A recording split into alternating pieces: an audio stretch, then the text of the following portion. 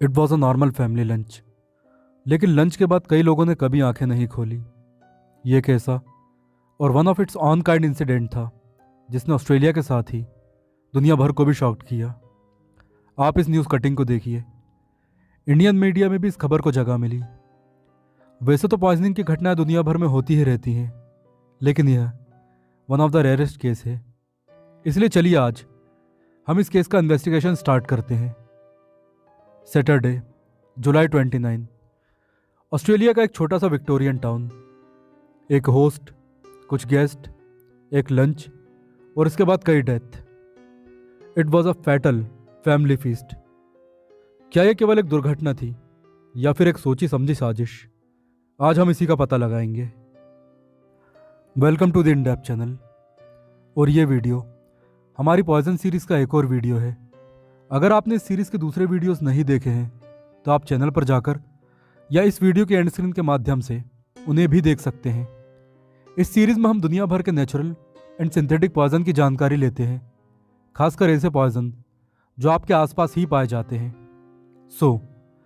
आज का video start होता है एक लंच के साथ जिसमें गेस्ट थे Don and Gail Patterson, local Baptist Ian and his wife Heather Wilkinson, the cook and the host Erin Patterson, and the meal was beef Wellington.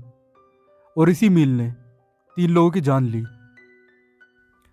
Erin Patterson, a mother of 2, ने 29 जुलाई को अपने घर पर एक छोटा सा family lunch organise किया और इसमें उन 5 लोगों को भी इनवाइट किया गया था। लंच में एक स्पेशल डिश थी, बीफ वेलिंगटन। ये एक इंग्लिश डिश है जिसे कुक करना ही काफ़ी मुश्किल होता है, बट एरिन ने इसमें काफ़ी मेहनत की।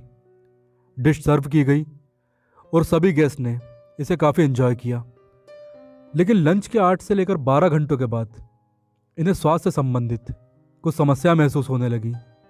पहले तो माना गया कि इन्हें गैस्ट्रिक ट्रबल हुई है, लेकिन जब तबीयत ज़्यादा बिगड़ने लगी और इन्हें हॉस्पिटलाइज किया गया, तब बाद में इन्वेस्टिगेशन के बाद पता चला कि इन्हें दुनिया के सबसे जहरीले मशरूम में से एक द डेथ कैप की पॉइजनिंग हुई है।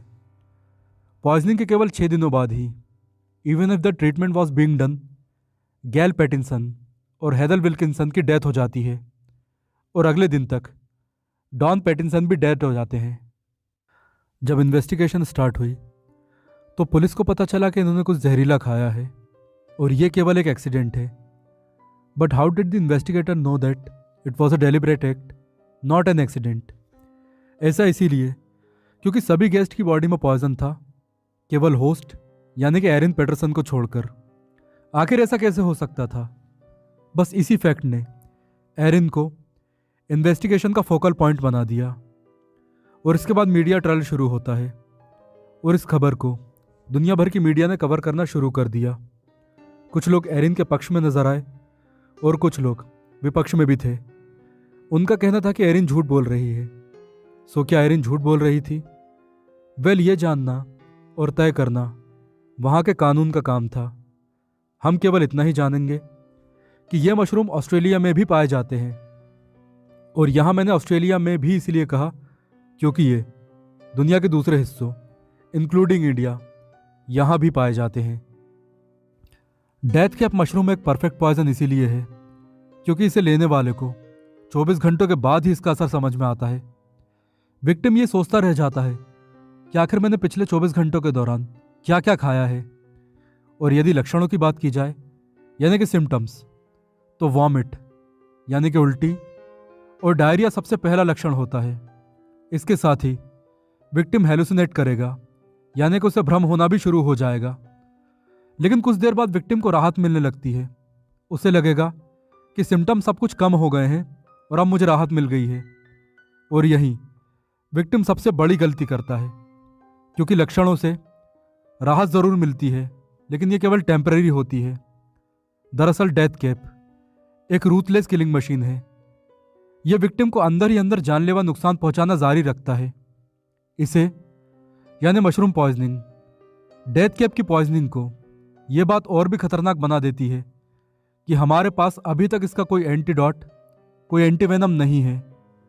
ऐसा नहीं है कि इंजेक्शन लगाया और इस जहर का असर कम होने लगा। इसका उपचार केवल सिम्टोमेटिक यानी कि इसके लक्षणों के आधार पर ही किया जाता है। It will be interesting to know that death cap यानी कि अमेनिटा फेलोइडेस अकेला ही दुनिया भर में जहरीले मशरूम के कारण होने वाली 90% डेथ्स के लिए रिस्पॉन्सिबल है, और ये दूसरे एडिबल मशरूम के साथ गलती से मिक्स हो जाता है। डेथ कैप और इसके जैसे दूसरे जहरीले मशरूम इतने खतरनाक हैं कि स्विट्जरलैंड जैसे देशों में इनके लिए एक अलग से पुलिस डिपार्टमेंट बनाया गया है, जिसे कि मशरूम पुलिस कहा जाता है। अब हम ये पता करते हैं कि इस मशरूम में ऐसे कौन से पॉइजन हैं जो इसे इतना जानलेवा बना देते हैं। तो डेथ कैप या अमेनिटा फेलोइडेस में 3 डेडली टॉक्सिन्स होते हैं। पहला एमेटॉक्सिन, दूसरा फेरोटॉक्सिन और तीसरा वीरोटॉक्सिन। इसमें से भी सबसे खतरनाक होता है एमेटॉक्सिन या अल्फा एमिनिटिन, क्योंकि ये आरएनए पॉलीमरेज 2 एंजाइम को ही इनहिबिट कर देता है, जिससे कि शरीर के कुछ बहुत ही महत्वपूर्ण क्रियाकलाप जैसे कि प्रोटीन का निर्माण ही रुक जाता है। और हाँ, ये टॉक्सिन मशरूम को गर्म करने, पकाने या फिर सुखाने से भी नष्ट नहीं होता है। अब दुनिया के सबसे खतरनाक जहर में से एक यानी डेथ कैप एरिन के पास कैसे पहुंचा, यह भी एक इंपॉर्टेंट क्वेश्चन है। इन्वेस्टिगेशन में एरिन पेटरसन ने बताया कि उसने लोकल सुपरमार्केट से फ्रेश मशरूम खरीदे थे और उन्हीं में यह मिक्स हो गया था। जब सुपरमार्केट की छानबीन की गई तो पता चला वहां डेथ कैप का कभी कोई बैच आया ही नहीं और ना ही कभी इसे इंपोर्ट किया गया। इसका मतलब साफ था, या तो एरिन ने इन्हें खुद उगाया था या किसी ऐसी जगह से प्राप्त किया था जहां ये मशरूम पाए जाते हैं। दुनिया भर में कई जगह जहां ऐसे जंगली मशरूम उगते हैं, इंक्लूडिंग ऑस्ट्रेलिया, वहां लोकल अथॉरिटीज़ द्वारा कई तरह के साइन बोर्ड या फिर वार्निंग डिस्प्ले की जाती हैं, जिनमें साफ साफ लिखा होता है कि कौन से मशरूम खाने लायक हैं और किन्हें आपको छूना भी नहीं चाहिए।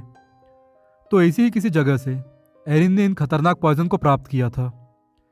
वैसे यहाँ मैं आपको एक और इंटरेस्टिंग बात बताना चाहूँगा कि इस लंच में एरिन के एक्स हस्बैंड को भी इनवाइट किया गया था, लेकिन वो नहीं आ सके और बच गए।